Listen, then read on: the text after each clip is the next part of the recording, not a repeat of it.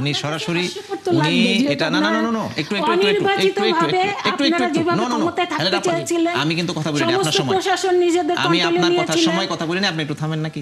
Sorry, নির্বাচন সমাধান দিতে পারে নাই। 24-এ তো একটা নির্বাচন হয়েছিল, সমাধান দিয়েছে বাংলাদেশকে, নির্বাচন সমাধান দেয়নি বলেই কিন্তু ওই নির্বাচন জাস্টিফাই করেন না, এই নির্বাচন আমার কথা শেষ করতে দেন। জামাত এনসিপি একত্রে বাংলাদেশের নির্বাচন হতে দিবে না, ওই অনির্বাচিত সরকারটিকে 5 বছর রাখা হবে। একটু স্বরাষ্ট্রমন্ত্রীর দিকে একটু ফোকাস করেন। স্বরাষ্ট্রমন্ত্রী যখন কথা বলেন মোটামুটিভাবে মহাবিষ্ট করে ফেলেন, সবাই তার কথা শুনতে থাকে এবং তিনি যখন থেমে যান তখন চিন্তা করতে থাকেন যে তিনি ঠিক বললেন না ভুল বললেন।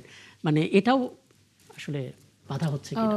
মূলত হচ্ছে কি, ধরেন ওই যে এটা বললেন যে প্রতারণা, বিএনপি আমরা আমাদের পক্ষ থেকে আমরা বলছি যে প্রতারণা করছে, ওনাদের পক্ষ থেকে আমরা বলছি প্রতারণা করছে। যখনই কোনো বক্তব্য নিয়ে আসছে, বিশেষ করে জুলাই সনদকে নিয়ে, জুলাই সনদের যেটা হয়েছে যে 30টি দল একত্রিত হয়ে পার্লামেন্টের সামনে, দক্ষিণ প্লাজার সামনে স্বাক্ষর করে সব দল এক ঐক্যমতে পৌঁছালো, কিন্তু দেখা গেল নির্বাহী আদেশে সেটা ছুঁড়ে ফেলে দিয়ে নির্বাহী আদেশে একটা নতুন করে একটা ব্যবস্থা নেওয়া হলো, যেটা গণভোটে দেওয়া হলো।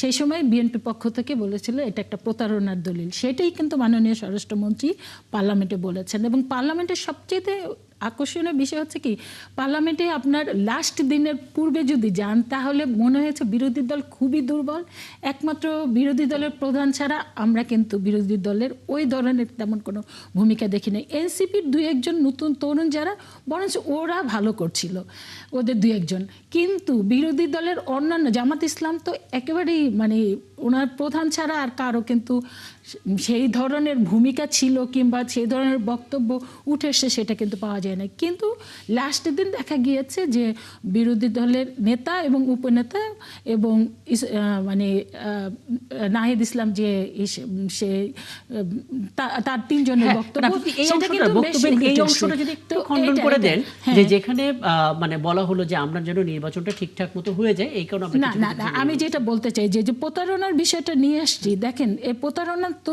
আর যেটা স্বরাষ্ট্রমন্ত্রী আপনি যেটা বললেন, সারা বাংলাদেশের মানুষ কিন্তু ওই দিনের সবচেয়ে মাননীয় প্রধানমন্ত্রীর পরে যদি বেস্ট কোনো বক্তব্য থাকে সেটা ছিল স্বরাষ্ট্রমন্ত্রীর বক্তব্য।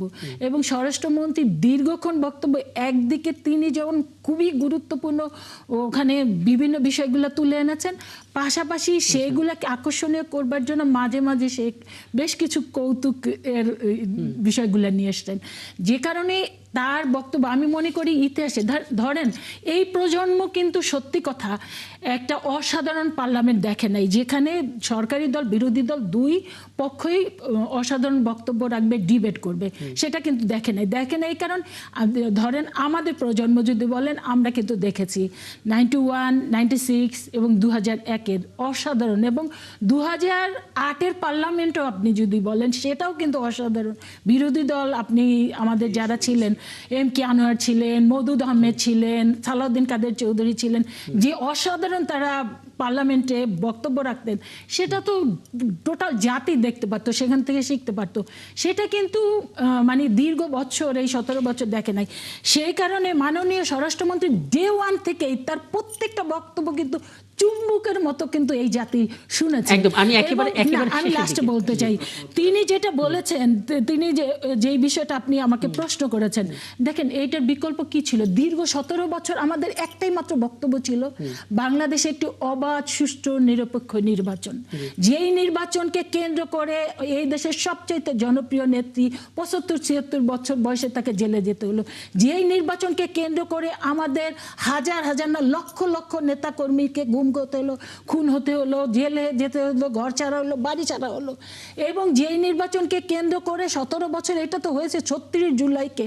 36 জুলাই আপনি ধরেন প্রথমে তো কোটাকে কেন্দ্র করে হলো, সেইটার রূপ ধারণ করলো কি, সবাই এসে ঝাঁপিয়ে পড়লো, কারণ দীর্ঘ বছরের ক্ষোভের থেকেই কিন্তু সবাই ঝাঁপিয়ে পড়লো, সেখানে আপামর জনসাধারণ সব দল গিয়েছে। সেই নির্বাচনকে অন্তর্বর্তীকালীন সরকার এসে কি করলেন, এবং সেটার সাথে জামাত এনসিপি একত্র হয়ে বাংলাদেশের নির্বাচন হতে দিবে না, ওই অনির্বাচিত সরকারটিকে 5 বছর রাখা হবে। এবং এই অনির্বাচিত সরকার তারপর কি করলো, 200 মতো আমার হাতে একেবারে সময়টা নেই, একেবারে সময়টা আপনি 1 মিনিটের মধ্যে একটু শেষ করে দেন। নারীরা যেখানে সেখানে হেনস্থা হলো, এরকম একটা অবস্থার মধ্যে নিয়ে আসা হলো এবং নির্বাচনে পাঠানোর ব্যবস্থা করা হলো।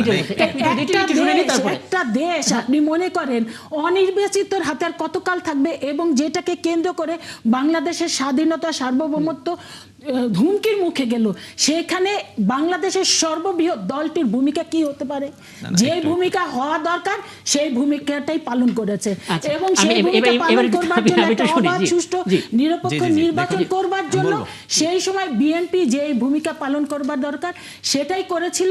এবং এই যে বিএনপির সাথে যে প্রতারণা করে জুলাই সনদকে ছুঁড়ে ফেলে দিয়ে আবার নতুন করে একটা পায়তারা করছিল যে গণভোটের আয়োজন করে যাতে এটার বিরোধিতা বিএনপি করে এবং সেটাকে কেন্দ্র করে নির্বাচন বলেছেন যে আমরা সব কিছু মুখ বুঝে সহ্য করেছি শুধুমাত্র একটা নির্বাচনে। সেখানে তো প্রতারণা করেছে, ওনারা বলছে আমাদের এটা মেজর কোর্ট আর একটা নির্বাচন, সেই নির্বাচনে যদি আসে সেখানে মাত্র জনগণ নির্ধারণ করবে তাদের ভোটের মাধ্যমে কে প্রতারণা করেছে। সেখানে যদি বিএনপিকে আবার নির্বাচন দিয়ে আবার যদি সরকার গঠন করতে দেয়, তাহলে আমি মনে করি যে ওনারা প্রতারণা করছে, সেটাই বাংলাদেশে প্রমাণিত হবে। তা আমি ওইটাই বলতে চাই, মাননীয় স্বরাষ্ট্রমন্ত্রী তার দীর্ঘ বক্তব্যের মধ্যে দিয়ে নির্বাচন যে করতে দিতে চায়নি, অনির্বাচিত একটা প্রক্রিয়ার মধ্যে জামাত এনসিপি ঢুকে গিয়েছিল, সেই জায়গা থেকে আমি বুঝতে পারছি আপনার কথা স্পষ্ট, একেবারে স্পষ্ট। আমার অনুষ্ঠানটা যেহেতু শেষ করতে হবে, 1 মিনিটের মধ্যে বলবেন কাইন্ডলি। দেখুন, আসলে আপার বক্তব্যের মধ্যে কিন্তু ক্লিয়ার হয়ে গেছে আর কি, মানে বিএনপির যে মনোভাব এবং স্বরাষ্ট্রমন্ত্রীর বক্তব্যের সাথে উনি আবার সেটাকে জাস্টিফাই করছেন। আমি খুবই মানে হাস্যকরই লাগছে আমার কাছে আর কি, যে উনি সরাসরি উনি এটা আমি কিন্তু কথা বলিনি আপনার সময়, আমি আপনার কথার সময় কথা বলিনি, আপনি একটু থামেন নাকি? সরি, নির্বাচন সমাধান দিতে পারে নাই। 24 তো একটা নির্বাচন হয়েছিল, সমাধান দিয়েছে বাংলাদেশকে, নির্বাচন সমাধান দেয়নি বলেই কিন্তু আমার কথা শেষ করতে দেন। আমরা কিন্তু নির্বাচন নিয়ে সমাধান পাইনি বলেই কয়েকটি নির্বাচনে আমরা অংশগ্রহণই করি নাই, সেটা বিএনপিও করে নাই, জামাতও করে নাই, এবং বাংলাদেশের অনেকগুলো রাজনৈতিক দল করে নাই অংশগ্রহণ। নির্বাচন যদি সমাধান হতো তাহলে আমরা কিন্তু ওই নির্বাচনগুলোতে অংশগ্রহণ করতাম, করি নাই। আসলে নির্বাচন না, আপা আমাকে কথা শেষ করতে দেন আর কি। আমরা কয়েকটা নির্বাচন বয়কট করেছি, সেটা জাতি জানে, সেটা ক্লিয়ার বিশ্বব্যাপী। আমাদের মূল টার্গেটটা ছিল যে ফরম্যাটে নির্বাচনগুলো হচ্ছে, যেভাবে দেশটা চালানো হচ্ছে, এটা কোনোভাবেই যৌক্তিক হতে পারে না। একটা অন্যায়, অযৌক্তিক। আসলে নির্বাচন যেহেতু হয়ে গেছে, বিরোধী দল হিসেবে পার্লামেন্টে আপনারা যাচ্ছেন, এখন আসলে আস্থার জায়গাটা ধরে রাখতে হবে। আমাদের সময়টা কম, মানে স্বরাষ্ট্রমন্ত্রী তার দপ্তর নিয়ে ভাবলে ভালো হতো। তিনি তার দপ্তরে একজন এমপিকে হামলা করা হচ্ছে, আমাদের ইউএস এর একজন স্টুডেন্টকে যে পরিমাণ লাইভ করলাম আমরা প্রতিদিন, একজন এমপির উপর হামলা হয়েছে, তার বিচার কি হচ্ছে, সেটা কি লাইভ হচ্ছে দেশে? এগুলো নিয়ে কিন্তু আমি আপনাকে কথা দিলাম রাশিদুল ইসলামের সাথে, এটা নিয়ে আমরা আলাপ করব, এই পয়েন্টটা নিয়ে। এবং আপাতত আজকে এখানে এই আলোচনাটা শেষ করতে হচ্ছে, এবং দুঃখ প্রকাশ করছি এলাই নেওয়াজ খান, সময় থাকলে আপনার একটা সবশেষ মন্তব্য আমরা নিতাম। দর্শক, এই ছিল আজকের 71 জনের আয়োজন। আগামীকাল আবারও দেখা হবে, থাকবেন আমাদের সঙ্গে।